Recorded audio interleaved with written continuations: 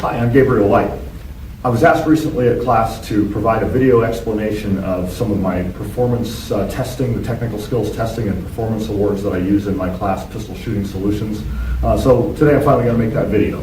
So first, this technical skills testing and the performance awards associated with it that I give in class are not obligated standards of performance on either the moral or professional level. Standards is not really the right word for them. These are difficult performance goals intended for use by enthusiasts who are going to devote a lot of effort and time and resources to practicing and getting better. And so I think these are most appropriate for. They are probably a lot more difficult technical level goal than you would address unless you were an enthusiast. These goals are very much rooted in my recognition from years ago as a defensive handgun practitioner myself, a recognition of the very, very high technical levels of performance that exist within the competitive shooting world, and my desire to be able to duplicate those levels of performance, not with open carry competition gear, but rather with the defensive handgun gear that I actually walk around with all the time. Once I became aware of those high technical levels that exist in the competition shooting world, I really wanted to be able to throw down at that level of performance in the core task of draw the gun and shoot a single threat very efficiently. We use several short form stand and shoot drills in class, both as drills and as testing, and give performance awards based off of those to help motivate student performance. These 4 drills are also credible single threat engagement processes for the real world. So they focus on the core act of drawing and shooting single threat very efficiently.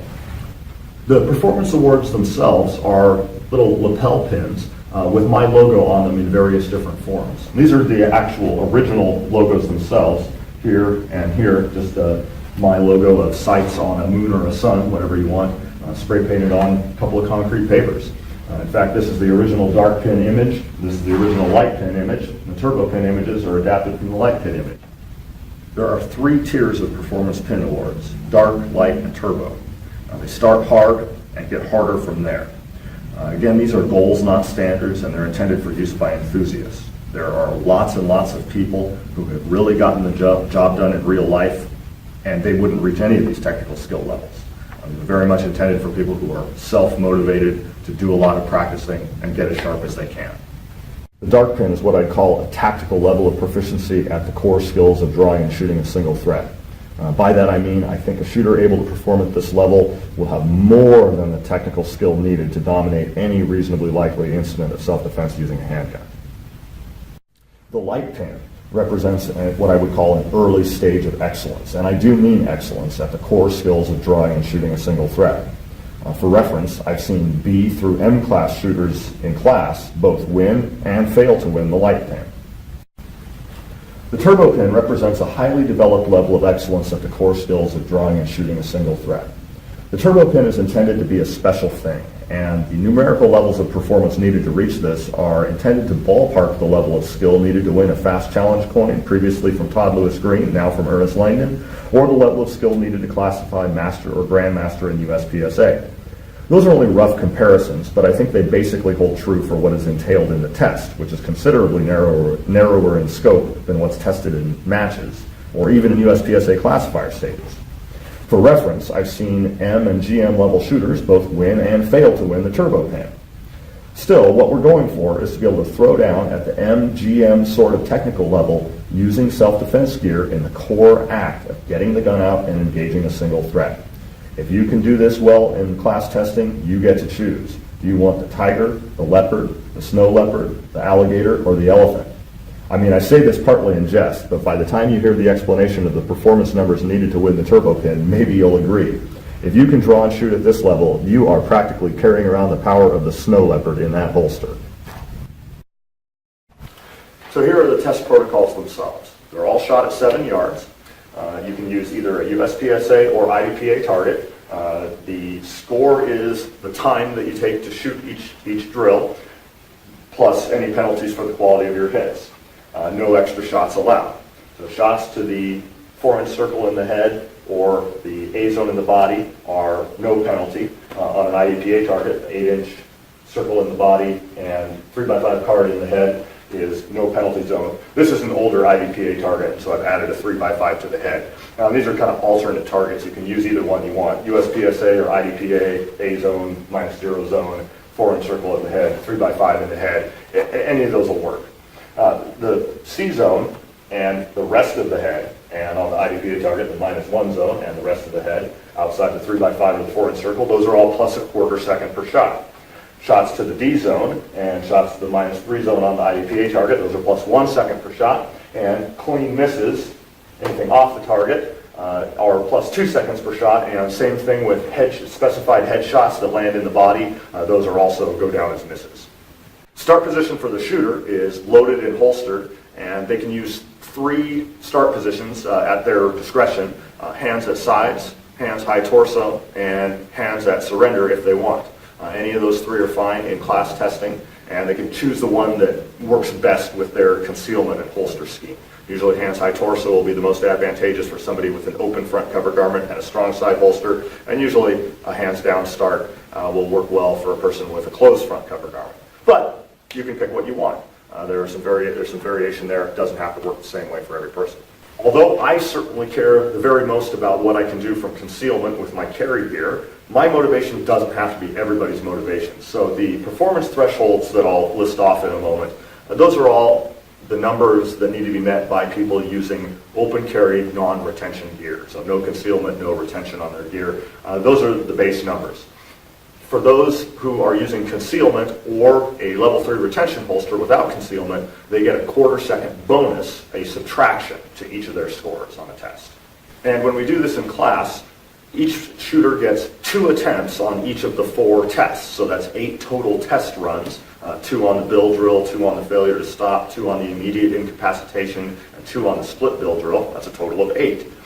Even though they're different tests, I weight them all equally for the purpose of scoring, and I take your best 4 runs. Whatever 4 runs you scored the highest threshold on, that's what's going to count in class for pin awards. The 4 tests themselves, bill drill, which is draw and shoot 6 to the body, failure to stop, draw and shoot 2 body and 1 head, immediate incapacitation, draw, shoot 2 straight to the head, and split bill drill, draw and shoot 4 to the body, then 2 to the head. Those are all what I would consider worthwhile vehicles for technical improvement if you drive them pretty hard, working at a 7-yard distance, and we do that a lot in class, and they also double as potential engagement sequences against a real threat. Now, by the way, the 2 to the head on immediate incapacitation and split bill drill, that's simply a large nod to follow through on the range. In reality, there's a lot that can go wrong on the headshot, and so we want the shooter to stay on the sights for the second shot should it be necessary. And that's something that we do on static, non-falling targets on the range, but simply a large size nod to follow through on those headshots where a lot can go wrong. I'm not going to go through the full breakdown of the numbers involved in the different thresholds on all 4 of those tests.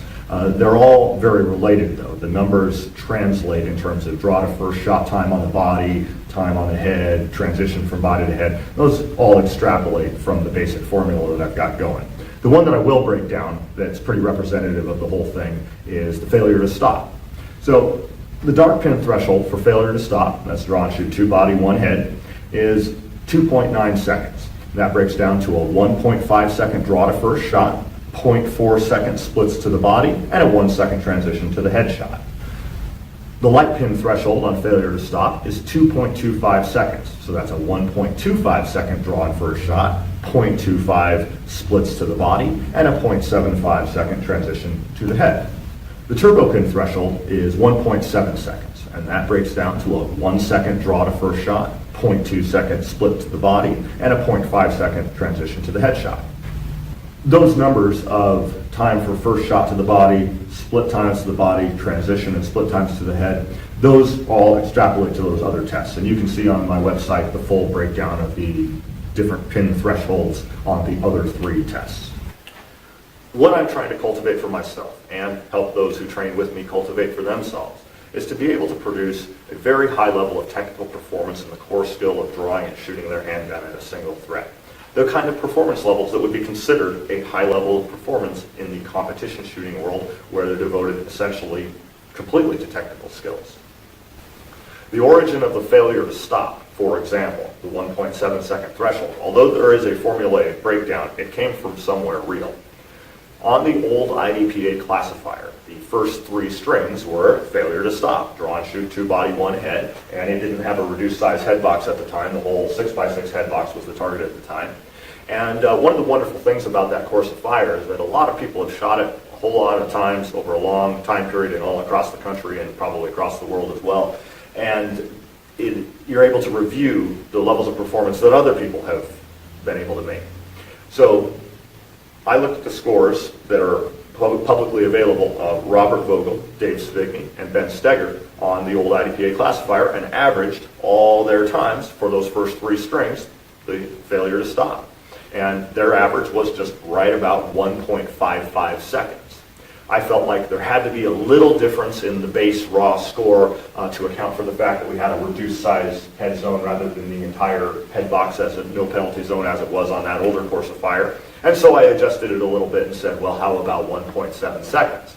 But that's exactly what I mean by we're trying to chase the highest levels of performance that we can. As I said, winning a turbo pin is intended to be a pretty special thing. Most people are probably going to have to work pretty hard to reach those performance levels. I certainly have to be able to do that myself.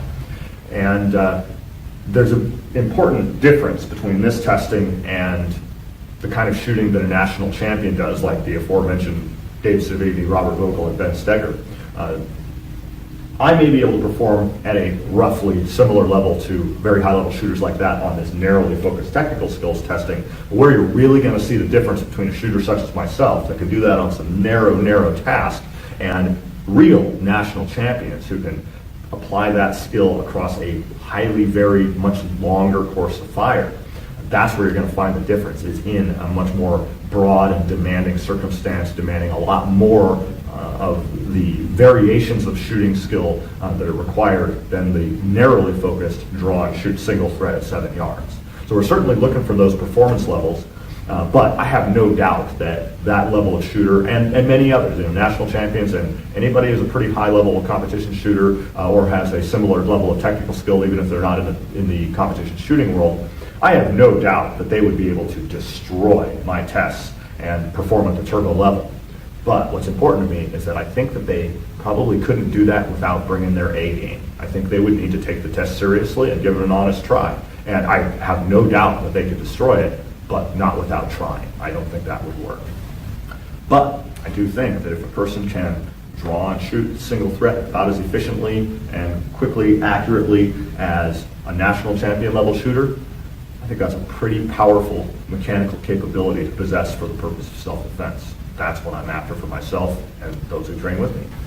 If you want to find out more about my technical skills testing, the other numerical breakdowns of the other drills, and see a list of those who have won the turbo pin in class testing, check out my website, GabeWhiteTraining.com. You can find all that there, additional articles and information, my philosophical background, and my class schedule as well if you're interested in coming to class with me, Pistol Shooting Solutions.